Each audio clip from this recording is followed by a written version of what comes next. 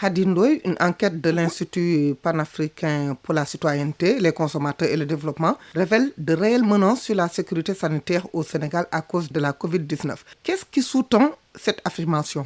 Cette affirmation est soutenue par une enquête qu'on a pu faire sur le terrain au mois de mai avec nos 16 points focaux qui sont répartis dans les 14 régions du Sénégal. Ils ont enquêté la direction du commerce, la direction de l'agriculture, les producteurs, les restauratrices de rue, les consommateurs. Donc, c'est des résultats qui sont issus du terrain sur les personnes qui sont réellement impactées et qui ont pu donner leurs avis, leurs ressentis sur l'impact que la crise de la COVID a eu sur leur quotidien et leur sécurité alimentaire et nutritionnelle. Quel est cet impact? Les impacts peuvent se situer à différents niveaux de la chaîne système alimentaire. Au niveau de la production, les enquêteurs ont pu noter le manque de transport et la conservation des produits périssables. Donc ça a été noté dans différentes régions, notamment à Diourbel, mais aussi tout ce qui est indisponibilité des intrants.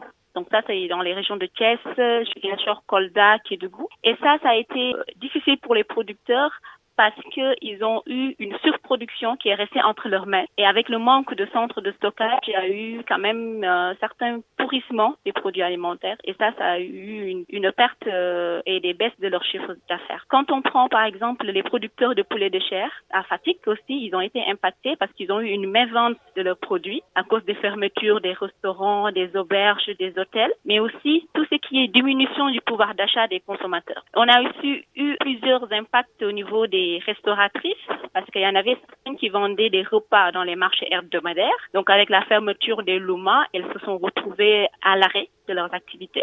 Il y en a même certaines qui ont changé de métier. Donc, avant, elles vendaient des repas, mais avec la rareté des clientes, elles ont changé pour vendre d'autres types de produits. À Saint-Louis, par exemple, avec les vendeuses de poissons. Donc, elles aussi ont été impactées parce qu'elles ont eu des difficultés à cause de la rareté de la clientèle.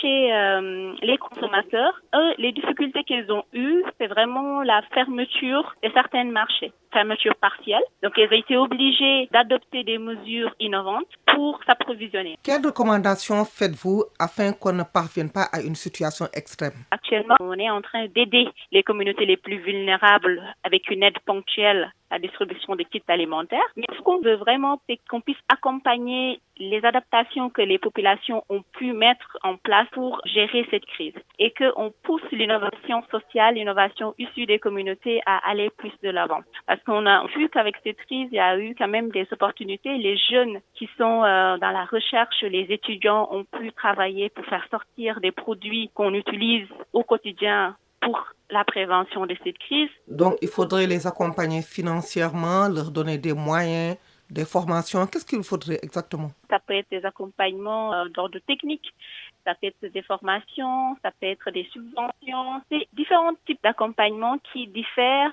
en fonction du secteur d'activité. Par exemple, quand on parle des femmes, donc là, elles vont être accompagnées de façon ponctuelle. On va leur donner des légumes, on va leur donner des céréales et on va créer une sorte d'économie circulaire qui va permettre aux différents acteurs de la chaîne du système alimentaire de s'y retrouver. Khady Ndoye, je vous remercie. Je rappelle que vous êtes la chargée du programme Accès à une alimentation saine et durable à Sikko.